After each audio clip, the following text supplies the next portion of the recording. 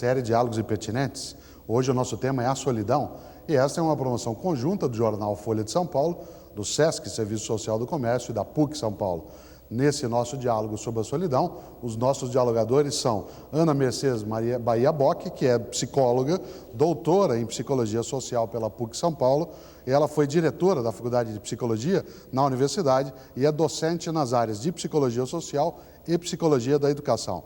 Ana Bock foi também presidente do Conselho Federal de Psicologia nas gestões de 1997, 1998 e também de 1988 até 2001. E, atualmente, Ana Bock é a conselheira presidente do Conselho Regional de Psicologia de São Paulo, no mandato que vai até 2004.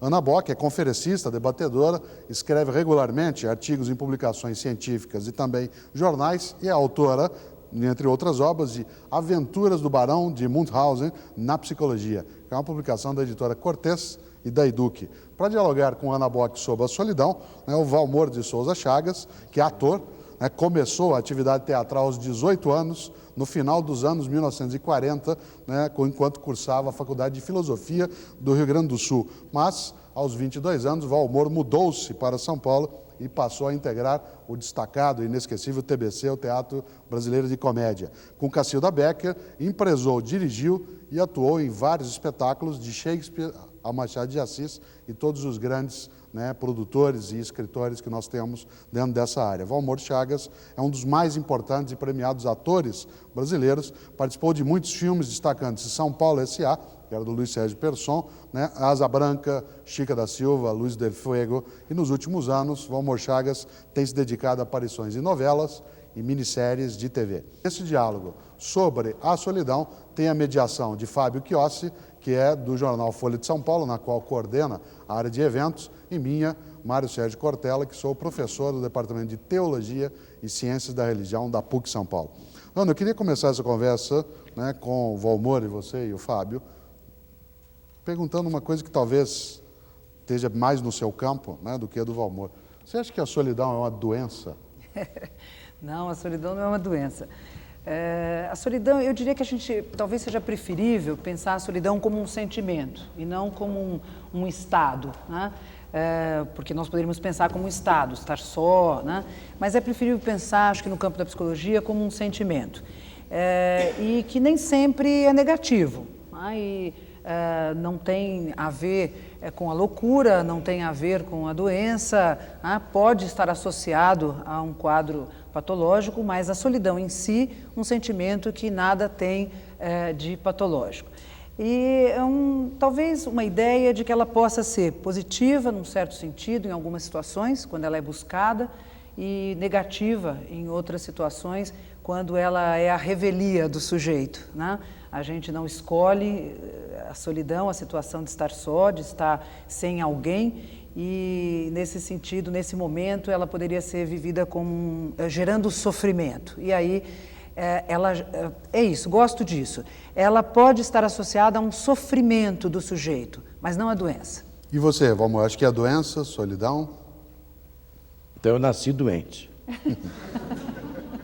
Nasci sozinho, berrando, assustado com a solidão que eu via na minha frente. Acho que o ser humano é uma entidade só. Solidão é o nosso estado natural. A gente cria para sair desse estado natural, a gente faz ações, vive, faz isso, faz aquilo, mas quanto menos espera, tu para e diz, eu estou sozinho outra vez. Esse é no instante que os artistas criam nessa solidão, porque ela dá um susto, ela é próxima da morte, ela tem uma visão, a solidão é que dá ao indivíduo a possibilidade de ele pensar e repensar a sua vida. É na solidão que você decide que você vai abandonar a sua mulher, que você não quer mais aquilo, que você quer mudar de emprego. É um ato de solidão. Então não é doença, não é nada, é um estado que eu acho natural do ser humano. Por que você aproximou solidão? Por que você aproximou solidão da ideia de morte? Sim, porque é onde a gente tem a consciência da morte. É na solidão, porque como a gente tem pânico da morte, a gente não quer nunca ficar sozinho. Então a gente procura estar sempre acompanhado de alguém. Eu quero um amor, eu quero uma família, eu quero isso, eu quero aquilo. Porque se eu não tiver tudo isso, eu paro de... eu sou capaz de morrer, eu não quero morrer, então eu quero viver. Então é um instinto da humanidade a fugir da solidão para a vida, porque a solidão está associada com a morte. A arte, de uma certa maneira, só é construída na solidão. Acho que os maiores solitários do mundo são os artistas, são os escritores, são os escultores, os pintores, os que ficam dentro do sofrimento da solidão e nesse sofrimento se transforma em arte. Ana, você falou em sofrimento também e gostou da ideia. Né? Para diferenciar do patológico, né? Mas eu estava pensando aqui quando ele estava dizendo dessa forma bonita que ele sabe dizer, uma hora que a gente se sente bem só, claro que não deve ser para todo mundo, aliás, eu acho isso, que o sentimento da solidão não é igual para todo mundo. Uma hora que a gente se sente só e tem essas boas ideias, é uma hora, por exemplo, do banho. Na hora que o chuveiro cai sobre as nossas cabeças, a água do chuveiro, e que a gente está ali naquela situação solitária. E decide coisas E decide coisas importantes e toma decisões importantes. Mas eu acho que nesse momento a gente está só, mas não sente obrigatoriamente solidão. Porque enquanto você está produzindo projetos para se inserir no coletivo de alguma forma, para estar de alguma forma com os outros. Sim. Nesta hora, é a hora em que você quebra a possibilidade de sofrer com a solidão. Né? Então, eu acho que é interessante a ideia de que não é estar só, solidão não é isto. É estar parado. Está parado, está sem projeto, está sem inserção, está sem porque alguém eu acho que quando você está com um projeto, um trabalho, fazendo alguma coisa, claro que tem horas que você fica tomando banho, fica sozinho, não sei o quê, mas você não sente a solidão, porque você está com o seu projeto de vida está andando, nem está parado. Você não está naquela reflexão. Você está cheio de outros. Isso. Você está cheio de outros nesse momento, né? Você sabe o que eu acho perigo até? Vou dizer uma coisa. Eu acho que está faltando um pouco de consciência de solidão que as pessoas não têm.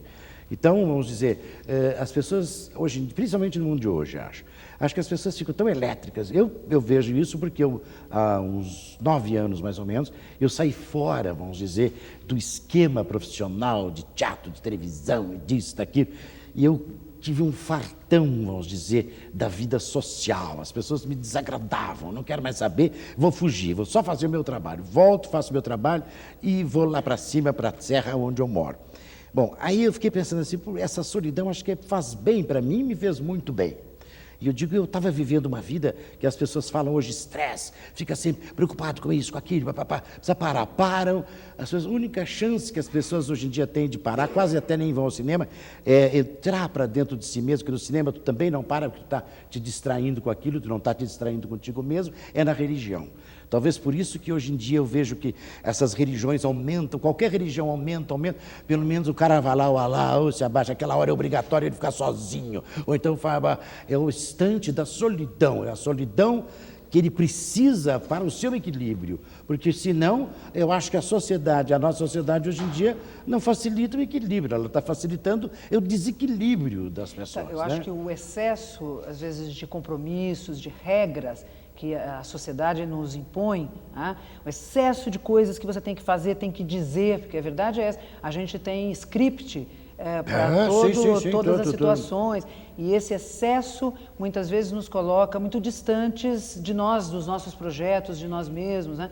E eu acho que às vezes a gente busca o que a gente poderia chamar de solidão positiva. Uma solidão positiva, porque ela é construtiva, né? Eu acho, para você. Mas você não chamaria de privacidade? Em vez de solidão positiva? Talvez seja sinônimo de privacidade, talvez seja sinônimo de reflexão, né, de uma reflexão individual, de uma reflexão... Porque quando você subiu para a Serra da Mantiqueira, você não ficou lá e não fica lá pela necessidade de não encontrar ninguém, mas para ter um pouco de privacidade, é isso? Você não quer ficar solitário, você quer ficar com você mesmo. Exatamente. Não, eu quero sair fora do... Acho que a gente vive um esquema muito nervoso, eu diria assim. Eu acho que talvez só o habitante rural, o urbano é nervoso. Talvez só o rural, o homem do campo, e que tem uma calma da vida. Ele sabe que as estações demoram, que vem a primavera, que ele tem que plantar, que demora 4 meses para vir uma outra coisa. E na cidade, a sensação então, é que nós perdemos o sentido da natureza, do tempo. A gente não sabe, nem olha nem para o céu, não sabe se vai chover, vai no boletim da televisão para ver se vai chover ou não.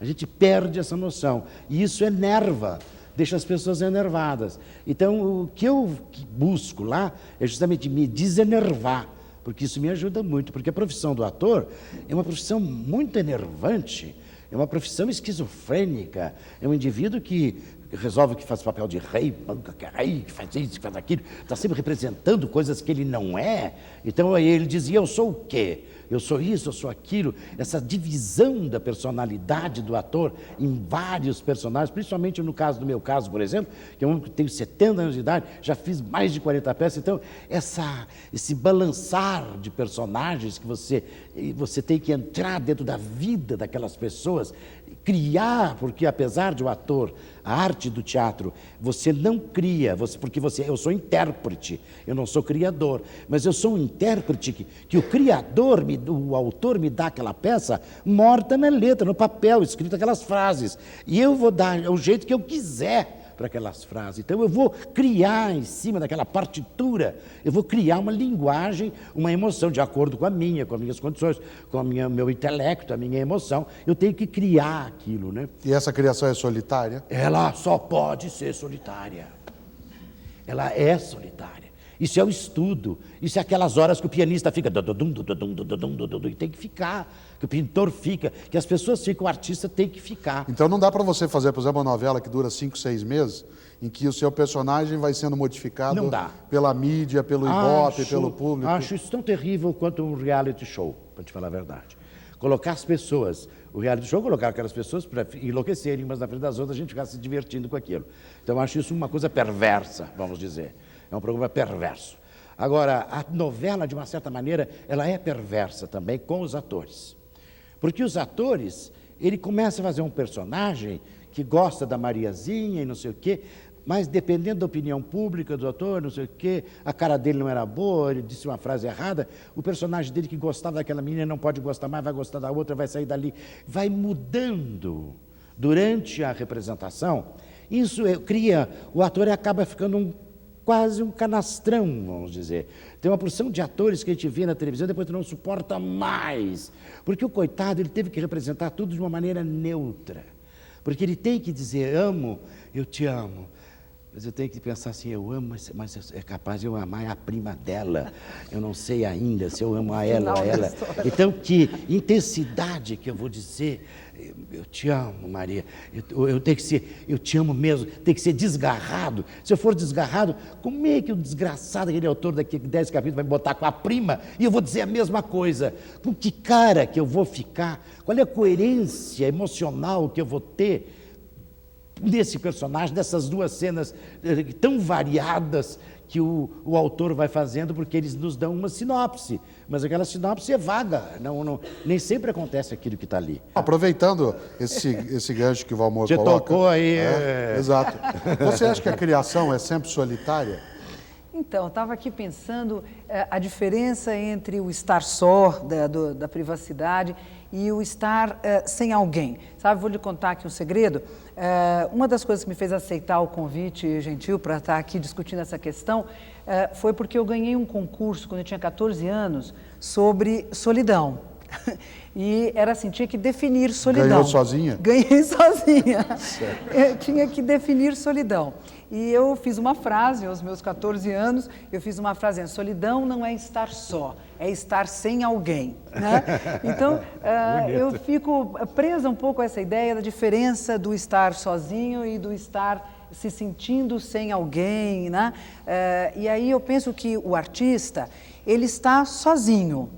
Mas ele não está só, porque ele está vinculado a todo o coletivo para o qual ele produz. Para o qual ele produz a sua arte, para o qual ele produz o seu quadro, a sua música, a sua poesia, o seu texto, o seu teatro. Né? Ele sempre produz para um coletivo. A arte, ela é para o coletivo, ela é uma atividade social, às vezes feita solitariamente. Mas ela não é um pouco ego-narcísica? Você está sozinha, não está. Você está trabalhando para o outro. Você não consegue viver que não seja viver em voz alta. Mas Mas será que a pessoa não sei, será que um artista que não está pintando para o outro? É claro que se eu estou solitário, quando eu estou dentro da minha solidão, eu estou com toda a realidade que está fora, eu trago aqui para dentro de mim. Então eu reelaboro ela em arte. Mas é a minha reelaboração para mim. Ela é minha, ela é a minha obra. Não é que haja esse altruísmo de eu estou fazendo para os outros. Eu acho que a gente não tem isso. Você dizia que o trabalho do ator é um trabalho solitário. Quer saber se mesmo no palco ele está sozinho? Não, é o seguinte, no palco ele está representando, o trabalho dele foi solitário antes, quando ele criou o personagem. Aquele trabalho é que é solitário, específico, ele tem que decorar aquilo, descobrir o jeito que vai dizer. Os ensaios também são muito solitários, no certo sentido, apesar do grupo ficar junto, em geral o que acontece em ensaio é uma espécie de psicodrama. O elenco inteiro fica muito ligado uns com os outros, porque são verdades emocionais que a gente está revelando, está se despindo, ou é uma desinibição. Mas depois que tu arma esse personagem, que tu faz aquela carapaça do personagem, tu vai em frente ao público. Então tu começa a tocar o piano, vamos dizer, tá, então a gente dá a primeira frase, pá. Aí não é que tu está solitário, tu está... o público não existe de uma certa maneira, tu é para ele, mas ele é um buraco escuro, tu não sabe quem ele é exatamente. Tu está atirando o teu trabalho para ele. Na televisão, tu está atirando o teu... Tu sabe que tem público lá atrás daquela câmera, mas tu está sozinho aqui, lidando, falando com eles lá, mas é a câmera só para ela que você está trabalhando. Então a gente não está junto com o público e não está, de uma certa maneira, porque a gente está isolado, ou fechado no seu personagem no teatro, ou então a gente está no cinema, mas aí está trabalhando para a câmera. Né? Ana, por que a psicologia usa tanto a imagem do teatro? Né? Será que é porque ela dá a noção da impossibilidade do individual? É sempre o coletivo? O teatro é sempre uma obra conjunta? Eu acho que pode ser isso e pode ser também, Mário Sérgio, a ideia de que o teatro permite assistir o indivíduo, né? Permite olhar o indivíduo de uma perspectiva de assistir mesmo a cena da vida. E eu acho que isso é importante, porque a psicologia, de certa forma, ela faz isto o tempo todo. Ela tem que sair desse lugar para olhar o sujeito como se ele estivesse na cena da vida. Né? Como se ele estivesse, não, ele estando na cena da vida, como se ele estivesse numa cena de teatro. Eu acho que essa imagem do teatro é importante. É importante mesmo, né? Toda a noção de personalidade tem a ver com a noção do teatro. Né? Você tem teorias que buscam todo o trabalho, como psicodrama, teorias na psicologia social, como Goffman, que trabalhou a ideia da representação, tudo ligado com o teatro. Acho que essa possibilidade do sujeito assistir-se. Você acha que vem da ideia de persona, Valmor? Da noção da máscara? O teatro nos dá a sensação, por isso que ele está ligado com a psicanálise, de que eu estou dizendo uma coisa e estou pensando outra. Então eu sou duas pessoas. E a psicanálise toda. E a psicanálise é baseada no consciente e no inconsciente.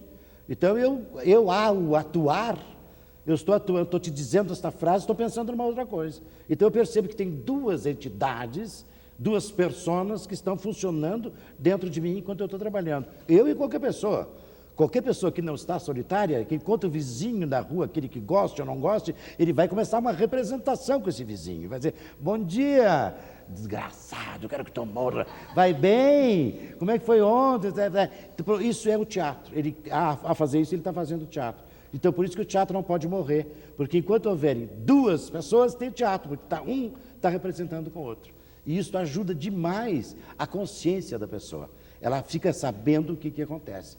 O teatro, em alguns países bem desenvolvidos, o teatro faz parte da cadeira do ginásio, porque é uma cidadania. Porque quando tu percebe que tu pode ser outra coisa, tu diz, então tu descobre uma nova forma de viver. Tu diz, eu tenho consciência da mentira que eu estou pregando ou da mentira que estão me pregando.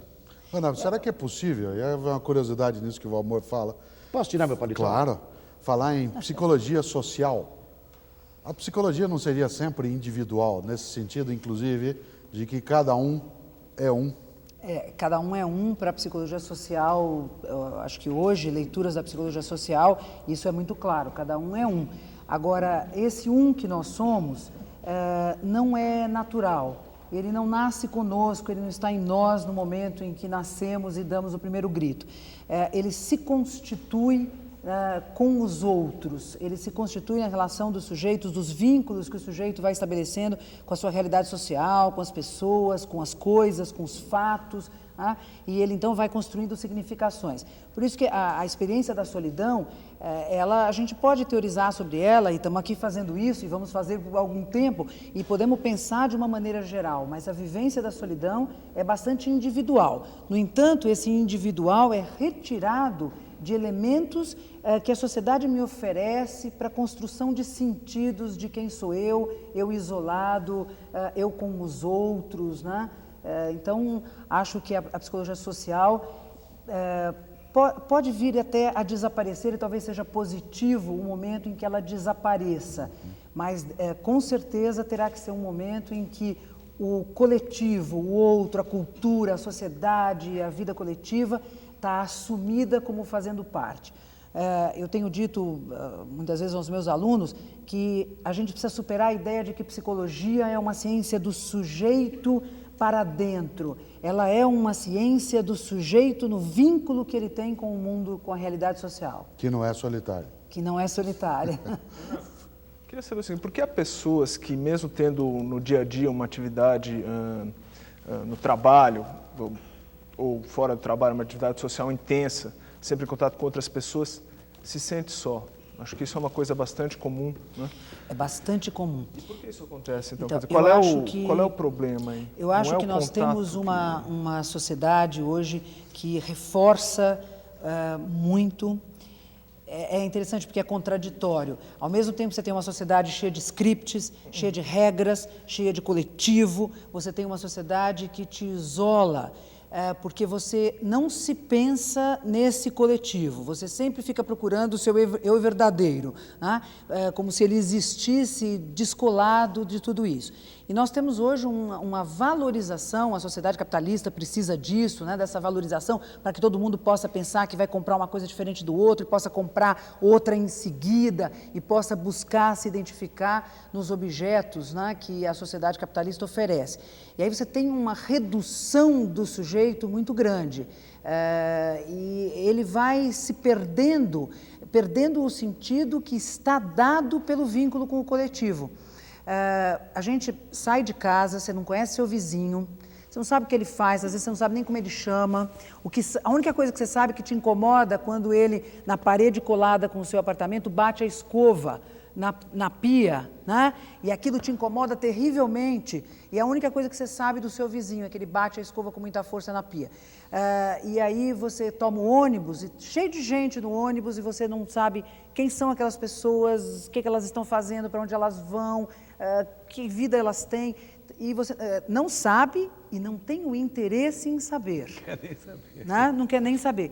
Então, isto vai nos pondo muito individualistas, né? E muito isolados. Egoísta, a gente está se lixando para os outros, essa que é a verdade. Mas esse é um problema perigo. Só da sociedade capitalista? Não. Não, do ser humano. Não penso que seja só da sociedade capitalista, mas pelo menos eu tenho certeza que na sociedade capitalista, que esta que a gente conhece com a vivência, ela é uma coisa bastante forte, é uma experiência bastante forte. Porque ela engana, né? Individualismo. O cara acha que diz assim, se eu comprar um carro novo, não estou mais solitário, eu estou com o meu carro, né? Claro. E a ideia da globalização, você tem a impressão que você está com o mundo todo, né? Porque a gente assiste na televisão rapidamente o avião batendo na torre, né? Você assiste aquilo no imediato, então você tem a impressão que você está no coletivo. Tu está acompanhado, né? Contraditoriamente, dos acontecimentos. Você não Então, e não nisso que a Ana fala, Valmor, quando ela puxa a noção do social, cada um se construindo socialmente, eu achei curioso, queria voltar até um polo que você colocou no primeiro bloco, quando você falava do tipo de personagem que hoje você representa, você quer se dizer assim, eu quero um personagem fechado, não quero aberto. Mas não tem ser humano fechado, como é que você pode querer? Não, na arte tem, na literatura está fechada. Então, quando você faz, o Hamlet está fechado, você não pode inventar nada para o Hamlet, uma cena mais ou menos, é aquilo que está ali. Então, se você faz uma minissérie, é aquilo que está escrito, o personagem não tem mudança. Ou então, eu fiz agora uma novela, morri no 2º capítulo. Eu estava sabendo o que eu tinha que fazer entre o 1º e o 2º capítulo, morreu aqui. Agora, se me ressuscitarem, eu penso, aí já é outra, então não é interessante isso. É nesse sentido que o ator deve ter sempre, por isso que as grandes interpretações, a gente respeita as interpretações do cinema, porque o cinema está pronto. Os atores do cinema têm a possibilidade de representar melhor que os atores da televisão, porque os atores do cinema sabem que ele está casando com essa mulher e sabe que no fim ele vai assassiná-la. Então ele está armando todo o jogo interpretativo dele, fica completo no cinema, porque o cinema está escrito antes. Então esse problema que nós temos aqui no Brasil, principalmente, essa novela aberta, vamos dizer, que tu não sabe nunca que rumo ela vai acontecer, que eu acho um pouco meio que reality show, vamos dizer, só com script, mas é um pouco isso, será que vai casar no fim com a fulana, não sei o quê. Então, é nesse sentido que eu não acho muito interessante. Não acho que seja a possibilidade de se criar alguma coisa realmente artística nesse tipo de trabalho, quando o personagem não está definido. E aí o Fábio tinha uma questão, até que ele tinha colocado antes, queria retomar agora, que você tinha falado, né, no nosso primeiro intervalo. Você acha que a solidão ela é criativa? Porque nós perguntávamos há pouco se a criatividade era solitária. Exato. Você acha que a solidão ela é criativa? criativa. Quando você sai e vai lá para a Serra da Mantiqueira, como foi a sua escolha, ou os tempos em que você estava, né, mais ou menos só nas suas atividades, você criou mais nesse momento? Ah, sim, mais. Se não mais, melhor. Com certeza. Eu acho que é só na solidão é que você consegue criar alguma coisa. Porque quando você está junto com os outros, você executa as coisas que você criou enquanto estava solitário.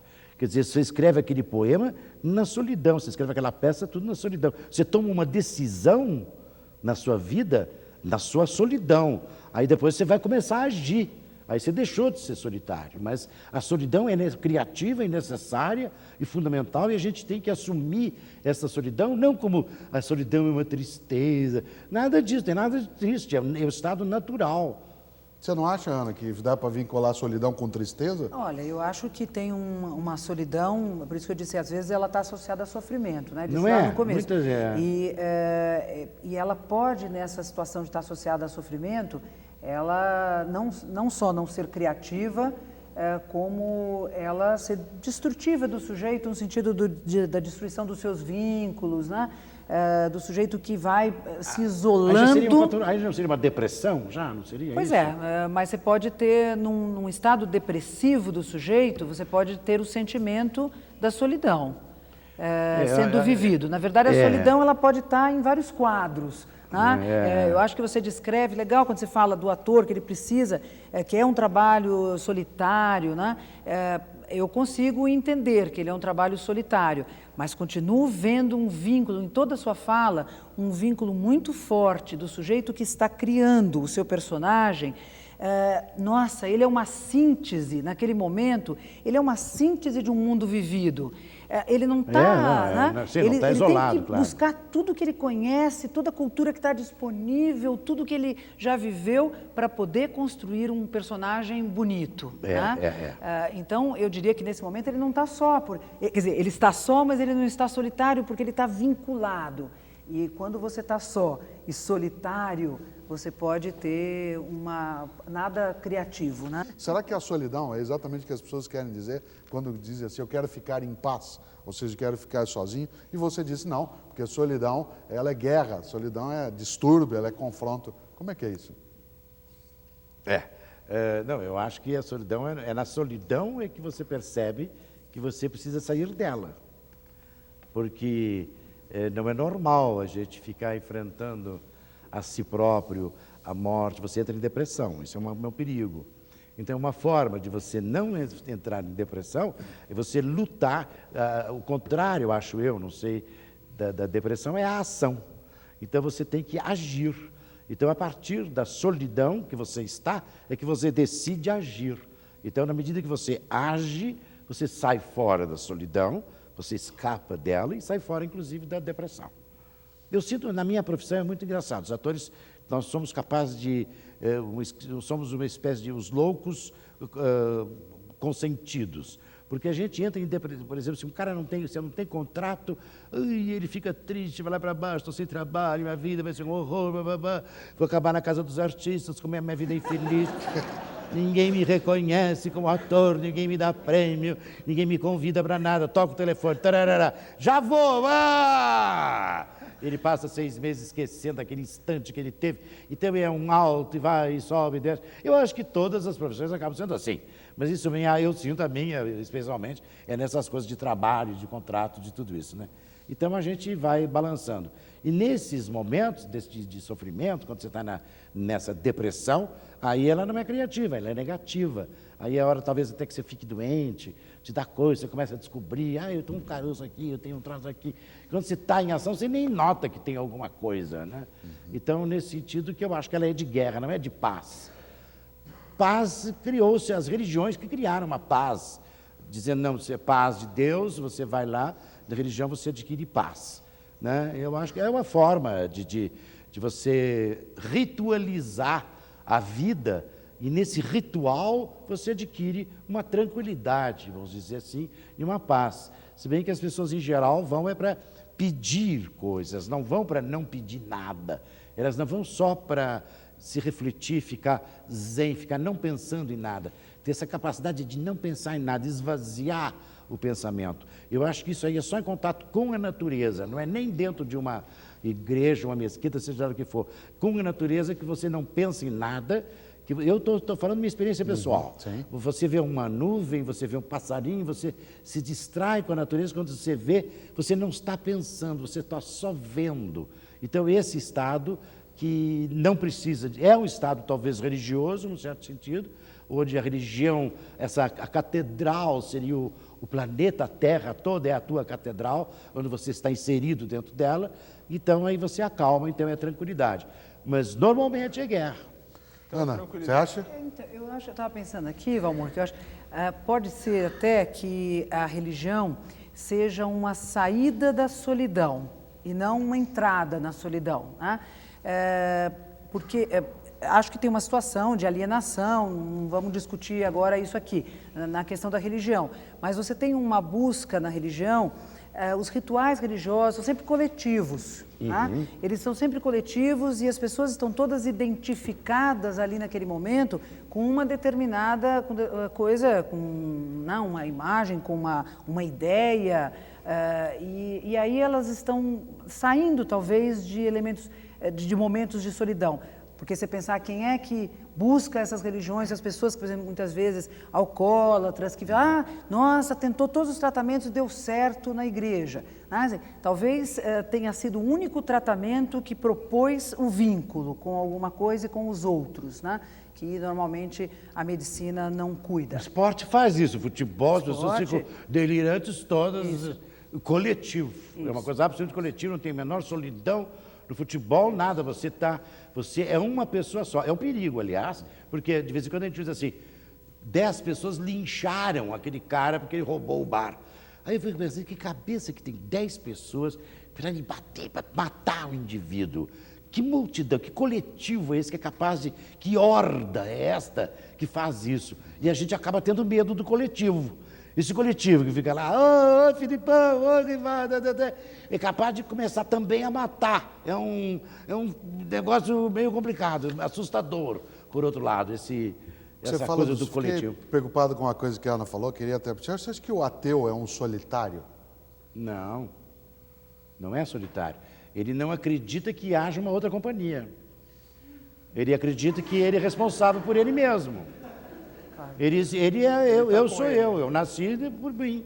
Eu estou aqui, não depende de ninguém, Deus vai arrumar minha vida, não, eu que tenho que arrumar minha vida. O ateu não é um solitário, ele pode ser um solitário, sem dúvida, aqui não tem essa regra, ele pode ser, mas ele, em geral, é uma pessoa altamente vinculada ao homem, ele é vinculado à humanidade, né? E ele não tem necessidade alguma de uma ideia de um Deus, ele acredita no valor, né, desta humanidade que se constitui independente de qualquer outra eu acho que antes do imagem. cristianismo do judaísmo não era um panteísmo. Às vezes a Quer ideia dizer, de Deus pode te os índios não afastar. têm o Deus é a lua, o Deus é o rio, os deuses vários, né? Os gregos também tinham vários deuses, não precisa o Deus único, esse de uma coisa só.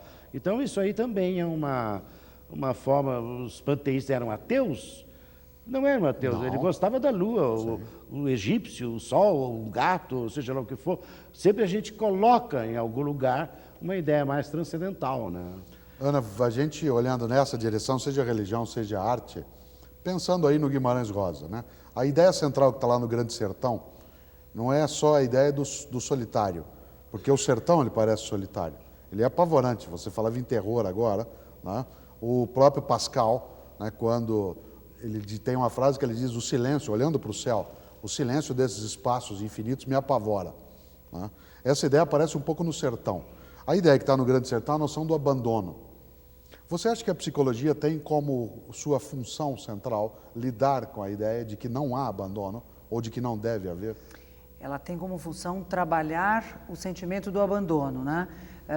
Porque as pessoas realmente se sentem abandonadas. Sentir-se esse sentimento do abandono, acho que ele é pouco criativo, ele contribui pouco para o sujeito.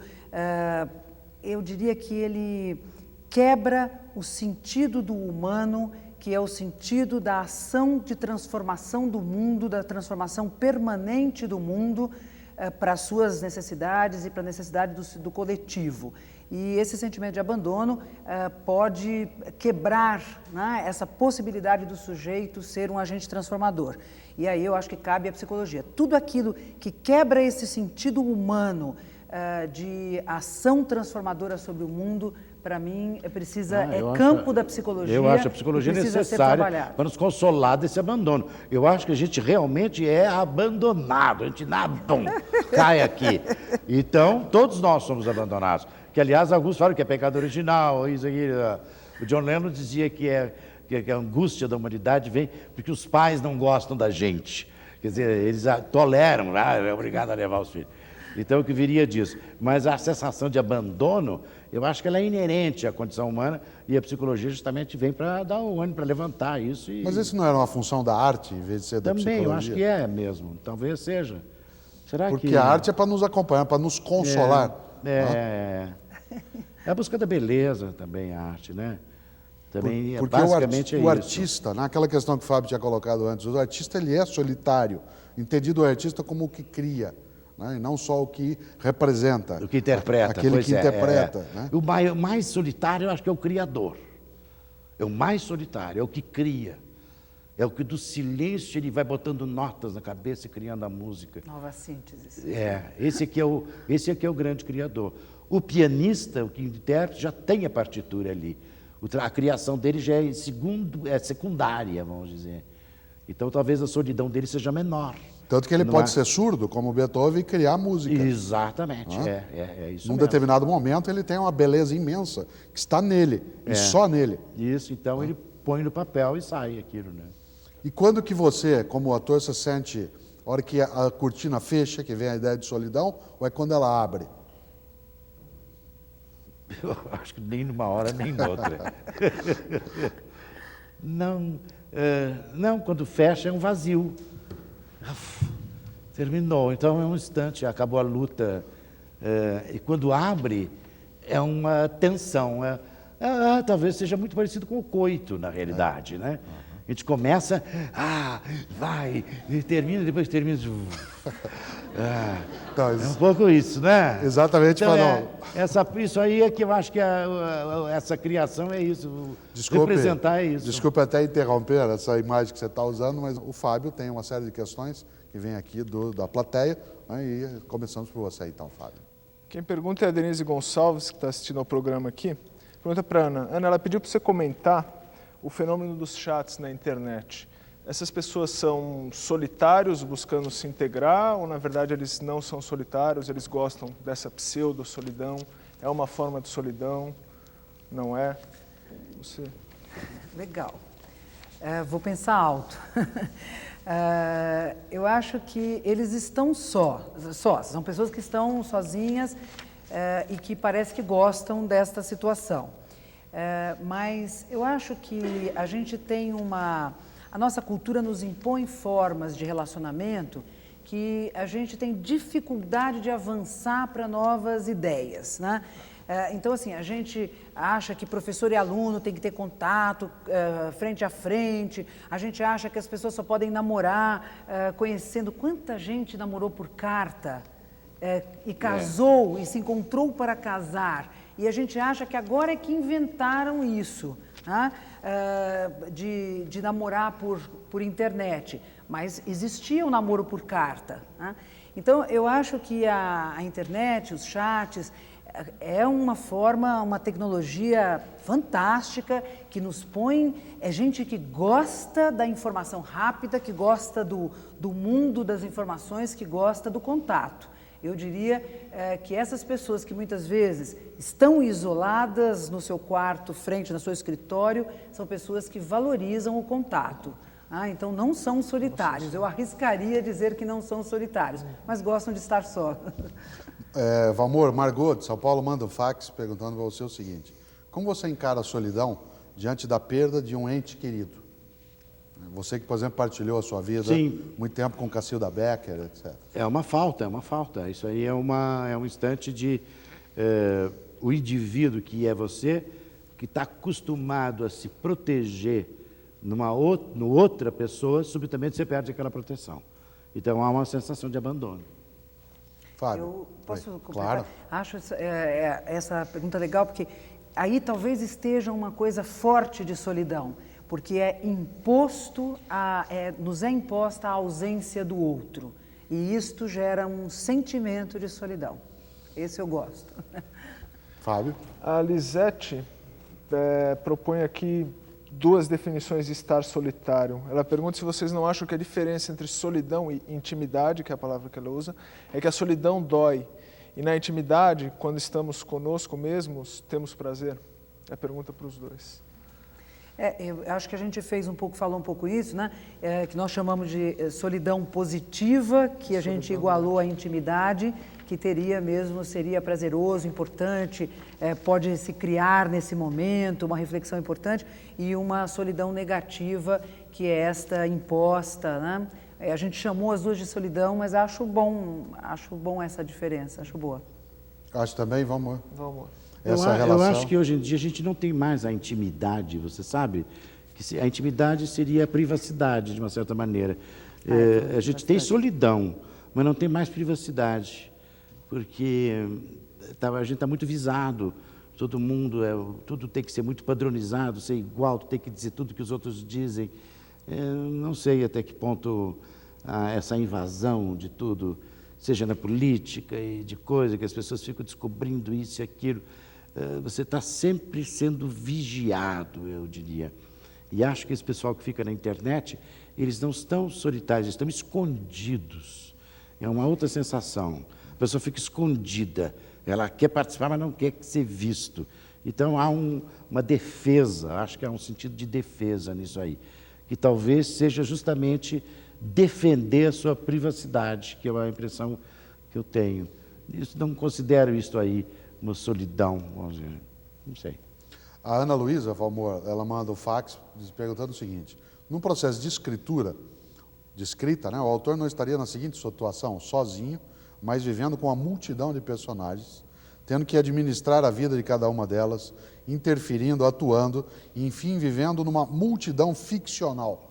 O que você acha? Maravilha, o próprio Fernando Pessoa, o nosso exemplo maior da nossa língua, é o nosso Shakespeare, que graças a Deus nós temos um, que é o Fernando Pessoa, que é um homem tão solitário que criou 70 personagens. Ele escrevia 70 nomes, ele escrevia tudo. Então ele estava com todos esses personagens, então não tem solidão nenhuma.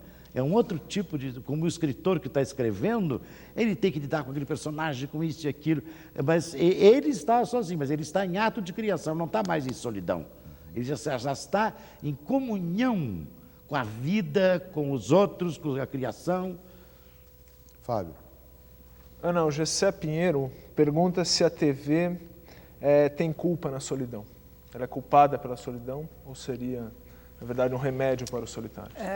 Bem, eu acho que ela faz parte desse mundo onde se acentua a individualização dos sujeitos, né? E é interessante porque a televisão, ela é no seu começo um fator de aglutinação. Tinha uma televisão na casa, no comecinho você tinha uma televisão na rua, né? E todos os vizinhos, e você ainda tem isso em algumas cidades do interior, né? Mas a verdade é que nas grandes cidades nós temos a nossa televisão individualizada. Vai ser de um pulso a televisão. Não é? E aí você tem no carro, e aí Era eu como acho o cinema é hoje? Mas o cinema não é também uma experiência individual? Pois você não está só. Eu acho que o cinema, mesmo quando você vai acompanhado, né?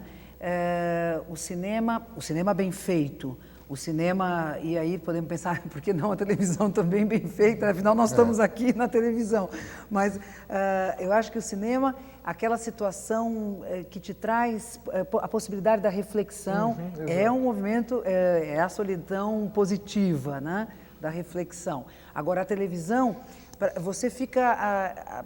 tem gente hoje que é viciada em ver as imagens, que não sabe exatamente nem o que está se passando, mas é viciada em ver as imagens, né? E fica mudando e gosta de ver o movimento. Esse é um solitário. Eu acho que isso é um momento... Esse é um solitário, mas quem vai no cinema e no teatro não é solitário. É diferente, né? Porque você está participando de um cinema enorme, cheio de gente ao teu redor, que riem da mesma coisa, ou choram do que você está vendo, te dá um grande prazer humano de você dizer, eu não sou um ser diferente dos outros, eu sou igual, eu também funciono. Então, é caloroso para o coração da gente estar numa plateia, atento, assistindo uma mesma coisa, sabendo que tem outros semelhantes a nós que estão ali participando da mesma coisa. Isso é altamente gratificante, muito importante. Diferente de tu ficar na televisão em casa sozinho, vendo aquilo. Aí a televisão começa a funcionar como um elemento de hipnotização. Tu começa não sabendo direito, como tu diz, não sabe o que está vendo. Eu às vezes me pilho nessas. Tem dias que eu me vejo, que eu gosto de assistir um jornal que tem lá 1h30, e às vezes como é depois do almoço, eu vejo, fico passando para um outro programa, passo outro. Quando eu vejo, passei 3 horas, eu digo, o que eu estou fazendo 3 horas diante de uma televisão? Que perda de... O que é isso? Eu não aproveitei o que eu vi na televisão, eu não queria ver isso que eu vi, mas estou aqui feito um pateta. Então eu me sinto, desligo, digo, para com isso, vou voltar a ligar só minha televisão naquela hora que eu preciso, que eu gosto e tal, e não ficar com ela o tempo inteiro. O Fernando Sabino disse que a televisão é o chiclete dos olhos. Você para. Mesmo às vezes quando perde o sabor, você continua. Você continua ali. Ana, o Marcelo de São Paulo, ele telefona perguntando para você o seguinte. Diz ele que foi feita uma experiência onde uma mulher foi trancada em um quarto por um X tempo e esse isolamento a levou a um estado de depressão. Diferente do homem que levou um X maior de tempo para entrar no mesmo estado. Pergunta ele, a solidão não é nociva? Então, acho que tem uma solidão que nós estamos aqui falando que é nociva, né? Que é o isolamento, que é a imposição. Veja que ele conta uma história, Marcelo, né? Ele conta uma história e diz assim, ela foi posta num quarto fechado, né? Então, essa imposição de uma situação em que você perde os vínculos por imposição, ou porque a pessoa morre, ou porque te prendem num quarto, ou porque você está preso numa solitária, né? Então, veja, nós temos instituições que se propõem a uma reeducação, a uma ressocialização do sujeito, e tem solitária nessa instituição. Né? Então, isso é um absurdo, é um contrassenso, porque você tem que trabalhar para fortalecer o vínculo do sujeito com o coletivo, dele querer estar no coletivo, dele gostar do coletivo, dele se empenhar, dele ter vontade, né, de atuar nesse coletivo. E aí você isola. Então, acho que o isolamento imposto é sim negativo sempre e gerador de um sentimento de solidão negativo. Até de morte. Nos berçários, as crianças que são abandonadas pelas mães e tudo isso, definham e morrem. Não tem fome, não tem apetite. nada, elas morrem porque estão abandonadas. Quer dizer, o abandono é um horror. Né? Fábio. A Rosane pergunta para você, Valmor, qual foi a última vez em que você sentiu solidão e por quê? Eu senti solidão antes de vir para cá. Porque eu não sabia o que eu ia falar, era uma situação de onde é que eu fui me meter, Valmor, por que eu fui aceitar esse convite, pelo nome já, diálogos impertinentes. Alguns amigos já dizem que eu sou muito impertinente. Então isso aí é um instante meio... Porque eu acho que eu vivo em solidão, essa é que é a verdade. Eu estou acostumado com a minha solidão. Eu tenho o meu ser solitário e tenho o meu ser social. Eu tenho essas duas coisas. O que mais ela perguntou? E por quê? Por quê? Ah, não sei. Mas o Arquimedes de Curitiba manda um e-mail, ele tem uma curiosidade, não está ligado estritamente à solidão, mas talvez esteja. Ele diz o VT, o videotape, não é uma dor de cabeça a mais para o ator, diz ele. Além de representar para uma máquina, sabe que ficará em conserva até que a TV o exiba. É, a invenção da fotografia, né? Os índios não queriam ser fotografados porque acham que perdiam a alma, né? Então a fotografia te fixa. Então você faz um filme e está fixado. Eu vejo, todo filme que eu vejo meu, eu me arrependo. Digo, ai, não podia, eu acho tudo ruim. Eu devia ter feito melhor e tudo, então eu não gosto. Quando você vê uma fotografia sua, você diz, ai, mas meu olho está meio fechado, eu não devia estar assim, eu estou sorrindo, não sei o quê. Você sempre acha defeitos quando há uma fixação da sua figura. Então, no videotape, filme, tudo é a mesma coisa. Fábio. Vamos lá. Valmor, para você também. O Carlos Silva, ele é compositor e diz que a inspiração dele aumenta quando está só. Isso reflete um estado de solidão dele? É parecida com a sua Não, solidão? de criação. Está só, e aí nesse só, eu acho que é aí que vão surgindo as notas, as coisas. Ele tem que inventa coisas para poder sair desse estado. Então, a solidão é estimulante, porque ela te obriga a tu criar alguma coisa. Diz, eu estou sozinho hoje, o que eu vou fazer? Eu vou escrever, eu vou cantar, eu vou fazer isso, vou aprender inglês, eu vou fazer qualquer coisa para poder, vou namorar, para poder sair, nesse sentido que ela é... Ela tem que ser sempre transitória. Sempre, permanente, você tem que saber que você está solitário para não dormir no ponto. Para estar sempre escapando dela para a vida, porque ela é a morte, ela é a beira da morte. Ana Vitória telefona, pergunta para você o seguinte, existe uma frase bíblica, diz ela, que diz que tudo que é feito a dois, há um melhor resultado. Você concorda? O sexo é. Sexo é. O sexo é. Pode ser da 3 a 4. Sim. Sexo é livre. Acho que sim. Eu acho que toda a minha fala aqui foi... eu gosto, assim, tem gente que brinca comigo e fala Andaboca é sinônimo de coletivo, porque talvez a palavra que eu mais use seja social, coletivo, né? Eu sou uma pessoa que gosta do coletivo, valoriza o coletivo e, portanto, acho que tudo que é feito com mais de um é sempre melhor. Agora, só quero dizer para ela que, porque é bíblica, fica muito forte, né? Fica como verdade. E eu acho que, às vezes, o coletivo, a gente tem que ter a possibilidade do movimento de estar no coletivo, se apropriando das coisas que são produzidas coletivamente, das coisas que são postas, né, no coletivo, e ao mesmo tempo eu tenho que ter a possibilidade de abrir o chuveiro, a água cair sobre a minha cabeça e eu poder sintetizar o que eu vivi coletivamente. Porque se eu só estiver no coletivo, assim, sem nenhum momento em que eu trabalho sintetizando, eu acho que é ruim. Vamos fechar esse bloco, né? Marcelo telefona, pergunta, diz ele, a girafa é um animal solitário, só anda em grupo no momento do acasalamento e posterior a isso volta à solidão. Mas esse hábito faz desse animal uma presa fácil. Na alegoria, pergunta ele, o solitário é uma presa fácil? Os solteirões são uma presa fácil para as mulheres. Que machismo! Mas é óbvio. Não, claro, porque é um ser solitário, então ele está sozinho, eu vou lá me acompanhar, vou acompanhá-lo.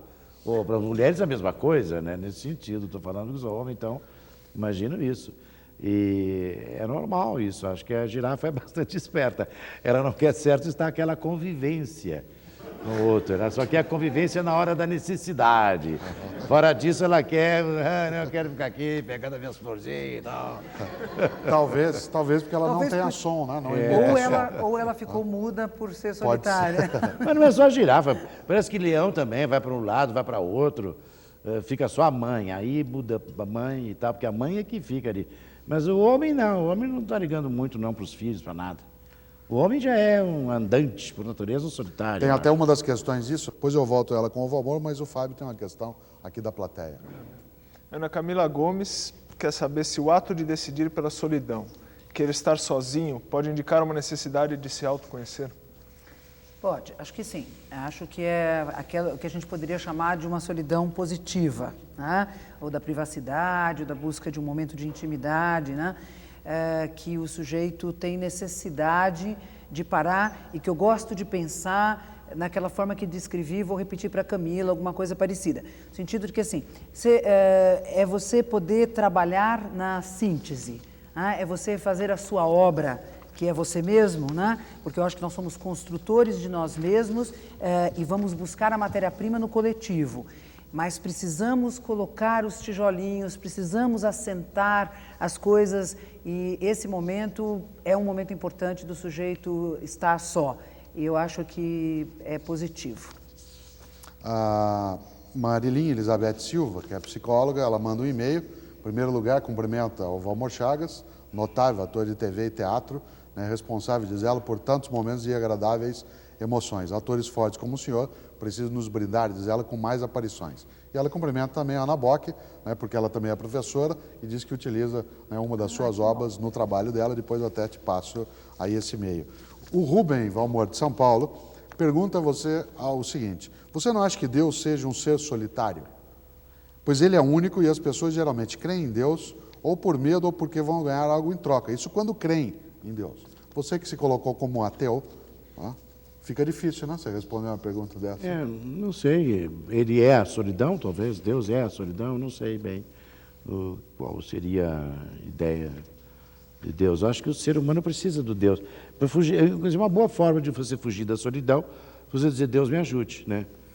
Você vai, ai Deus, eu vou falar com Deus. Quem fala com Deus já não está falando com Deus, já está com alguém, né? Ou vai não com está Deus. sozinho. Né? Então é muito bom, eu acho uma esperteza humana a invenção do Deus. É para a saúde mental do indivíduo, ele não ficar sozinho. Ai, Jesus, então tá bom. Então isso aí é ótimo. A gente às vezes até brinca, diz que quando você está falando com Deus, está na minha área, por exemplo, a área de ciência da religião. Quando você acha que Deus está respondendo, já está na área da Ana. Na área de psicologia. Agora a minha área é mais pesada, porque como eu não tenho esse mas eu não tenho com quem falar. Fábio. Ana Maria Aparecida de Castro quer saber de você qual a relação entre solidão e desintegração mental. É o sofrimento psíquico? Olha, acho que a loucura é muito solitária. Acho que ela é solitária. Você vê o sofrimento na loucura, porque nós, nessa sociedade racionalista, nós não aceitamos a loucura, nós temos muita dificuldade de conviver com essa produção de pensamento diferente daquele que é o considerado normal. E nós tendemos a isolar, não aceitar, a desacreditar. É interessante, as pessoas às vezes enlouquecem e estão muito bem, estão integradas, está tudo legal. Quando ela recebe o diagnóstico do psiquiatra, né, de que ela está esquizofrênica, de que ela está delirante, ela é segregada. Então, acho que a loucura está associada à discriminação, à estigmatização e a esta solidão não escolhida. A pessoa é colocada numa situação de solidão. Fatalidade. E ela então vive muito sozinha toda a sua loucura e acho que está muito ligado. Agora, não acho que a solidão seja loucura. A loucura tem a solidão com ela, mas nem toda solidão é loucura. Valmor, uma questão que vem para a Ana, mas eu queria até colocar para você, porque tem a ver com uma das coisas, né, que a gente falou antes. Você iniciou a faculdade de filosofia e depois deixou para seguir a carreira de ator. O Inácio, ele escreve um e-mail dizendo o seguinte, que ele é formado em engenharia elétrica e fez doutorado nessa área. Durante todo o tempo dele de estudos, desde o ensino médio, ele aprendeu sozinho, nunca acreditou muito naquela história de estudar em grupo, né? Que ele acha que você tem que estudar sozinho até esgotar todos os seus limites e depois é que você vai para outros. Diz ele que alguns pedagogos, né, atuais estão matando o processo de aprendizado, né, com ideias que ele chama de ditas modernas, onde de cara coloca os alunos para estudar em grupo, sem a fase solitária de estudo. Você acha que isso vale para o ator também? Você tem uma fase solitária? Eu acho que precisa.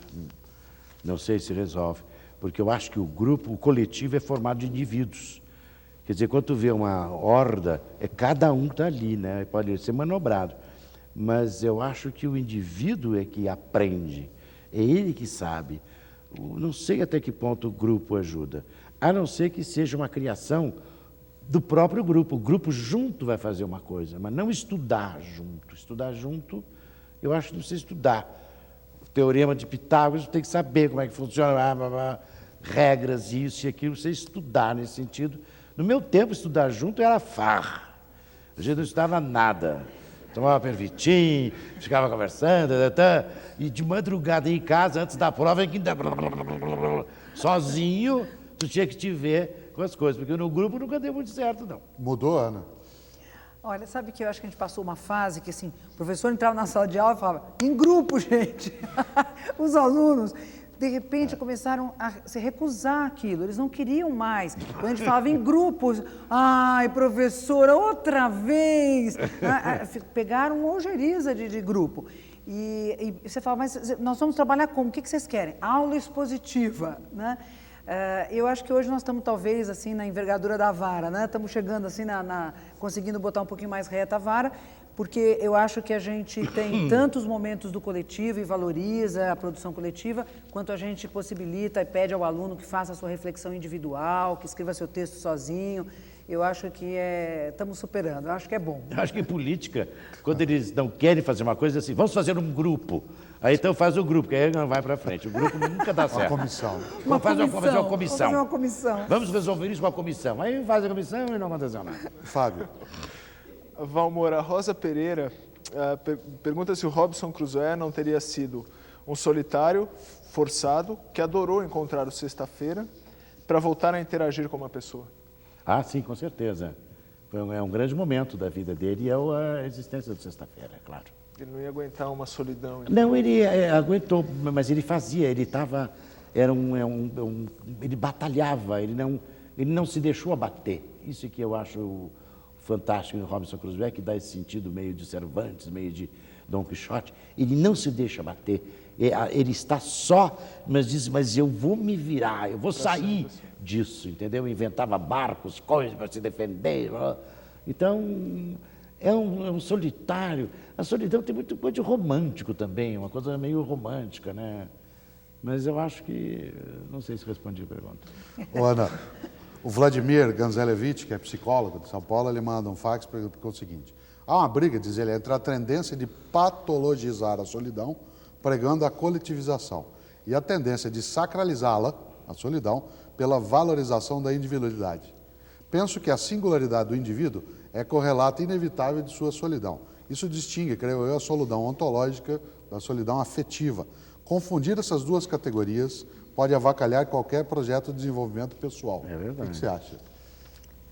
Bom, eu acho que as duas, concordo que os extremos, né? E gosto até de pensar nessa ideia de que nenhuma desses lados, porque a gente quando pensa um lado, quando pensa o outro, se abandona o movimento que existe, esse movimento contraditório do sujeito que se afirma, do sujeito que se individualiza, do sujeito que se coletiviza, que são dois movimentos fundamentais para a formação do humano, né? A minha área, a psicologia social, não há como pensar o sujeito se singularizando, senão pelo coletivo, pela sua inserção no coletivo.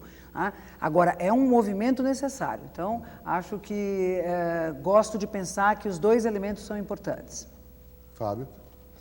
O Nicanor Jacinto pergunta para a Ana se o poder pode gerar a solidão na massa. Que a pessoa, quando ganha poder, se tende a se tornar solitária, pelo que eu entendi da pergunta. Dizem que sim, né? Dizem que os poderosos vivem uma solidão. Não sei, talvez a fama tenha o mesmo elemento, né? A fama é solidão. Um isolamento do sujeito, né? Ele tem a necessidade, às vezes, de se isolar, porque senão ele está o tempo todo sendo requisitado. Você imagina o que é você sair, quando você sai na sua rua, que você conhece todos os seus vizinhos, você cumprimenta todo mundo, você imagina se você andar o tempo todo por uma cidade ou por um país onde todo mundo te conhece. Então, eu acho que tem uma necessidade, talvez, Esse do é o isolamento. seu caso, Val? Você é reconhecido sempre em função da sua atividade. Mas eu acho que é uma solidão isso, entendeu? Na realidade, não quer dizer que você está em contato, você é reconhecido, mas você até se incomoda um pouco isso, chamada solidão do poder, né? Quando você tem poder, porque você decide as coisas. Então, eu acho meio essa fama, nesse sentido, ela é vulgar, é uma coisa desagradável. Não é interessante isso, não gosto. Nós fizemos um diálogo de pertinente sobre a fama, né? E nessa conversa o Lobão, né, o músico, dizia que se procura a fama, né, para você ficar afamado. Depois você pode ser difamado. Ele trabalhou também a noção da fama aí como difamar, né? Você não acha que um artista, o que ele deseja é exatamente deixar o anonimato e, portanto, deixar de ser solitário? É o nosso paradoxo. O amor é um punhal com 2 gumes fatais. Quem ama, sofre. Quem não ama, sofre mais. Quer dizer, a gente quer a fama.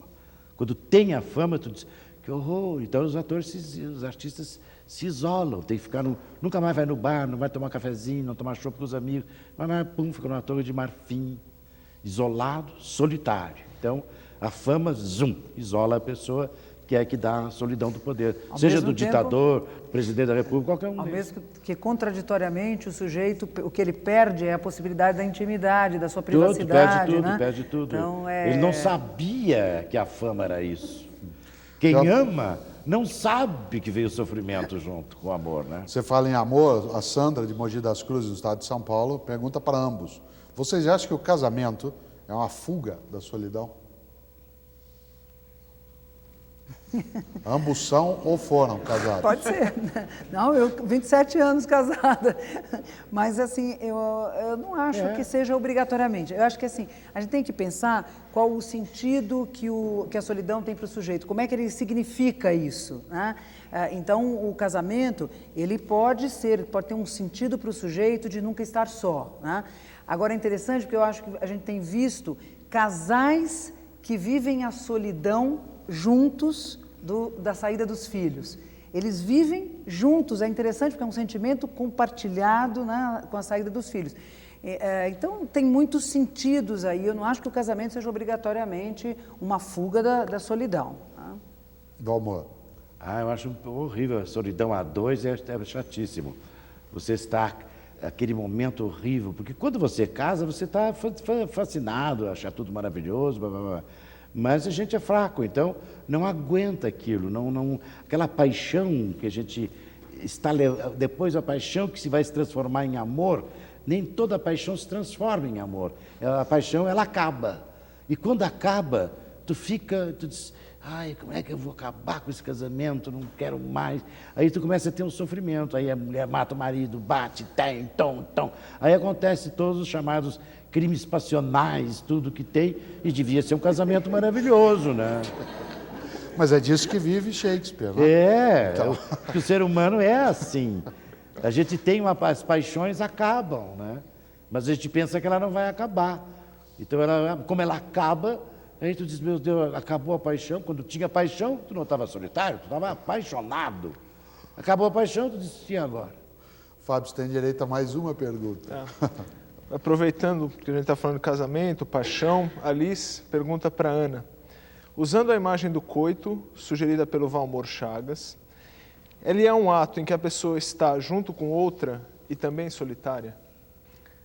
Eu diria que o sexo bem vivido não é um ato solitário. Porque você está para o outro ao mesmo tempo que quer que o outro esteja para você. Então, eu diria que é um momento super bom de não estar só, né? Mas acredito que exista, sim, a possibilidade de se viver isso isoladamente, quer dizer, de estar junto, de ser uma masturbação a dois. Embora se use a expressão vício solitário, né, para falar da masturbação, como se utilizava, né, em outro tempo. Tá?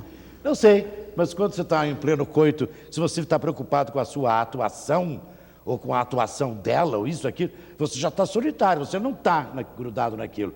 Você está muito tempo, mas tem momentos que você não está. Não se pode dizer que um coito seria, então, nunca você está solitário no coito. Às vezes você está. Tem momentos, será que eu estou desagradando? Mas é isso que é o bom, porque é esse claro, movimento, a graça é esse essa. movimento. Você ficar aqui, não é garantido. Nada na vida é garantido, felizmente. Viver é perigoso, já dizia o de Guimarães, né?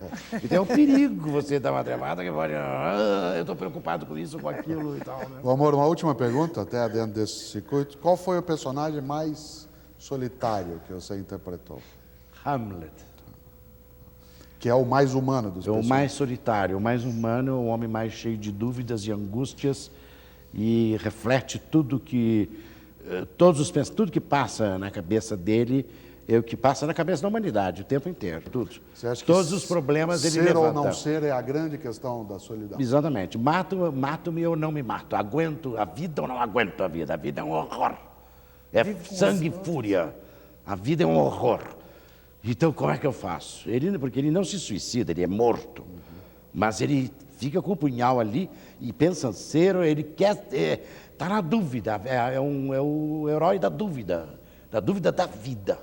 Diálogos Impertinentes hoje tratou do tema A Solidão. Nossos dialogadores, a quem agradecemos, o grande ator brasileiro, Valmor Chagas, e a professora da PUC São Paulo, psicóloga Ana Bock. Diálogos Impertinentes, uma promoção conjunta do jornal Folha de São Paulo, do SESC, Serviço Social do Comércio, e da PUC São Paulo. Agradece a tua atenção e espera que nos encontremos novamente na próxima sessão dos nossos Diálogos Impertinentes. Até lá!